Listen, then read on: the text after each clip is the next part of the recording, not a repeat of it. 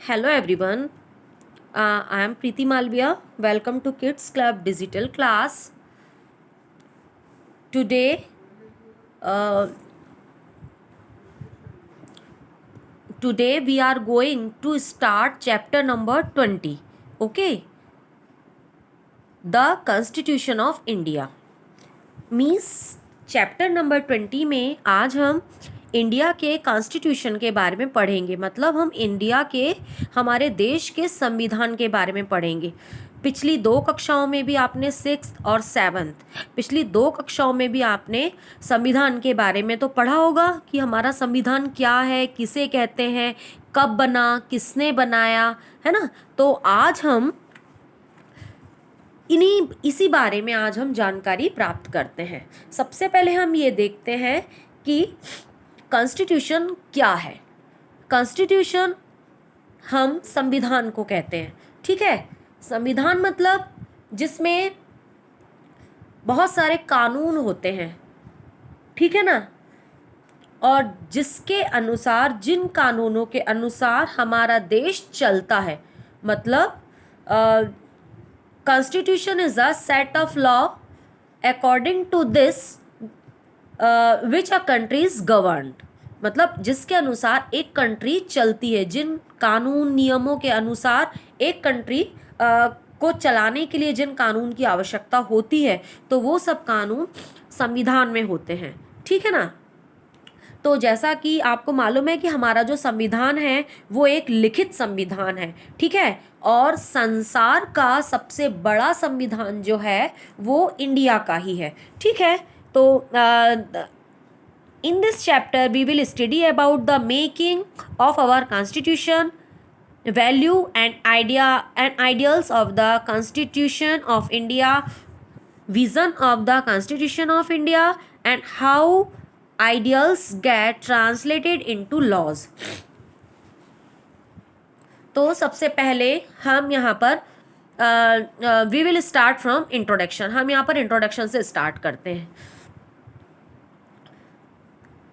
सबसे पहले मैं आपको ये बताना चाहूँगी कि हमें संविधान की या कानून बनाने की हमको आवश्यकता क्यों होती है।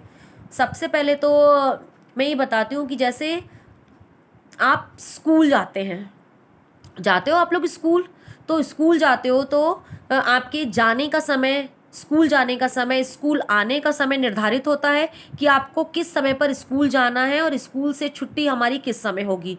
अच्छा, और इसी बीच में आपके जितने भी पीरियड्स रहते हैं, स्कूल के जो पीरियड्स रहते हैं, सब्जेक्ट्स के जो पीरियड रहते हैं, वो भी आपके बिल्कुल निश्चित होते हैं कि आधे आधे घंटे के या 45 मिनट के पीरियड होते हैं और डिफरेंट सब्जेक्ट के पीरियड होते हैं, ठीक है।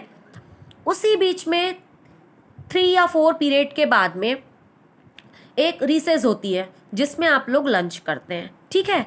तो ये हमारे स्कूल के नियम है, इसके अनुसार आपको काम करना पड़ता है। इमेजिन कीजिए कि यदि स्कूल में इस प्रकार के नियम यदि नहीं होंगे तो क्या होगा। सोचा आपने कि यदि स्कूल में इस प्रकार के नियम नहीं होंगे तो कोई भी बच्चा कभी भी स्कूल आ जाएगा, कभी भी स्कूल से चला जाएगा, ठीक है ना। कभी भी कोई सा पीरियड लग जाएगा, कभी भी रिसेस हो जाएगी, है ना। तो ये जो स्थितियां रहती हैं ये ठीक नहीं रहती हैं, है ना। तो हमारा स्कूल जो है एक कानून, एक नियम के अनुसार काम करता है। ठीक उसी प्रकार हमारे देश के लिए भी इसी प्रकार के कानूनों की आवश्यकता होती है। यदि हमारे देश में इस प्रकार के कानून नहीं होंगे तो अराजकता की स्थिति आ जाती है, ठीक है ना। इसीलिए हर कंट्री एक नियम और कानून से बंधी हुई होती है।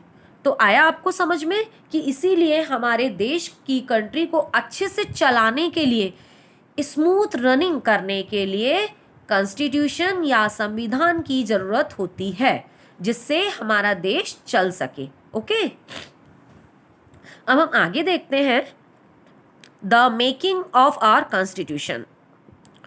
In order to make the Constitution of India, a Constituent Assembly was set up in 1946। अब देखिए, हमारे देश के संविधान को बनाने के लिए जब आवश्यकता पड़ी कि हमारे देश का एक अपना संविधान होना चाहिए, हमारे देश का एक अपना कानून होना चाहिए कि हम हमारे देश को अपने हिसाब से चला सकें, तो इसके लिए क्या हुआ, एक कॉन्स्टिट्यूएंट असेंबली, संवैधानिक सभा बनाई गई, है ना। ये 1946 में बनाई गई। According to the recommendation of the cabinet mission plan, cabinet mission plan की सिफारिश के अनुसार एक संविधान सभा बनाई गई। Okay, the members of the constituent assembly were not selected purely on party basis. अब जो कॉन्स्टिट्यूएंट असेंबली बनाई गई, संवैधानिक सभा जो बनाई गई, उसके जो मेंबर्स थे, सदस्य थे, वो कोई पार्टी बेस पर सिलेक्ट नहीं हुए थे, but were also drawn from all walks of life. वो क्या थे, परंतु वो सभी क्षेत्रों से आए हुए थे, ठीक है।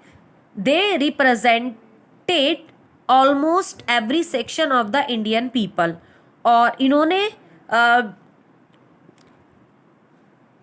मतलब जो इन्होंने हर सेक्शन का प्रतिनिधित्व किया था। Jawaharlal Nehru was the prime minister and doctor Rajendra Prasad was the president. उस समय जवाहरलाल नेहरू प्राइम मिनिस्टर थे और डॉक्टर राजेंद्र प्रसाद प्रेसिडेंट थे, मतलब राष्ट्रपति थे। The drafting of the constitution was done by a drafting committee. अब जो ड्राफ्टिंग कमेटी बनाई गई है ना, कॉन्स्टिट्यूशन की जो ड्राफ्टिंग कमेटी थी, उसके जो हेड थे वो थे doctor BR Ambedkar. It took 2 years 11 months and 17 days for the Constituent Assembly to the finalize the Constitution। अब इसको बनाने में, संविधान को बनाने में 2 साल 11 महीने और 17 days का समय लगा। आई आपको इतनी बात समझ में? The final form of the Constitution had 395 articles and 8 schedule। अब पूरा कॉन्स्टिट्यूशन जब मिलकर बनकर जब तैयार हुआ तो उसमें 395 आर्टिकल्स थे, मतलब अनुच्छेद थे, और 8 शेड्यूल्स मतलब 8 अनुसूची थी। A total of over 7,000 amendments were proposed and 2,473 amendments were actually moved।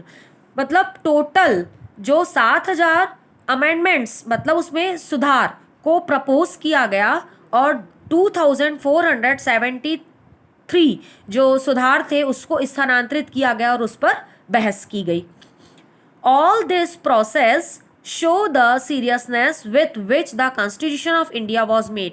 ये सभी प्रक्रिया हमारी गंभीरता को बताती है जिससे हमारे देश का संविधान बना। Okay, it was truly a democratic process. यह पूरी तरीके से एक लोकतांत्रिक प्रक्रिया थी। In which all voices were heard, जिसमें सभी प्रकार की आवाज़ों को, मतलब जितनी भी आवाज़ें उठी उनको सबको सुना गया। Even the common people were allowed to raise their voice through the media. Even इसमें कॉमन पीपल्स ने भी जो अपने विचारों को व्यक्त किया उसको भी मीडिया के थ्रू बताया गया। ठीक है, अब हम आगे आते हैं। The constitution of India was passed on 26 नवंबर। हमारे इंडिया का कॉन्स्टिट्यूशन 26 नवंबर 1949 को पास हुआ and it came into force from 26 जनवरी 1950, और जिसको 26 जनवरी 1950 को अमल में लाया गया। The date 26 January was chosen for its enforcement, और 26 जनवरी के जो डेट था इसको फोर्स में लाने के लिए कहा गया 26 जनवरी को। क्यों? Because it was on this date 20 years earlier that the Indian National Congress had adopted the resolution of Purna Swaraj, क्योंकि इसी डेट को पूर्ण स्वराज की मांग की गई थी फॉर कंप्लीट इंडिपेंडेंस। पूर्ण स्वराज यानी होता है complete independence. And after 1950 this day celebrated as the Republic Day, और 1950 के बाद में, उसके बाद में इस डे को, मतलब ये जो 26 जनवरी है, इसको रिपब्लिक डे के रूप में हम लोग मनाते हैं। ठीक है ना, गणतंत्र दिवस के रूप में हम लोग मनाते हैं। आगे हम देखते हैं vision of the constitution of India. It is necessary for the government to follow the constitution in letter and spirit. अब आपको यहाँ पर मालूम हो गया कि जो हमारे भारत का जो संविधान है वो हमको भारत के संविधान को मतलब बनाने की यहाँ पर क्यों हमको ज़रूरत पड़ती है, क्यों ज़रूरत पड़ी और किस प्रकार ये बनाया गया। अब यहाँ पर ये आवश्यक है भारत की मतलब सरकार के लिए ज़रूरी है कि हम हमारे देश के संविधान का अक्षरशः पालन करें। The constitution of India is the supreme law of the hand. ये एक सर्वोच्च कानून है। This is the basis on which all rules regulation and law all made in the country. इसमें सभी प्रकार के और ये मतलब रूल्स रेगुलेशन मतलब कानून नियमों और कानूनों पर मतलब ये पर आधारित है। The ultimate aim of which all the betterment of the country and well being of the people. और इसका एक अंतिम उद्देश्य यही है कि हमारे देश की भलाई हो और सभी कॉमन पीपल्स को भी के लिए भी कल्याणकारी कार्यों की व्यवस्था की जाए। ठीक है, थैंक यू।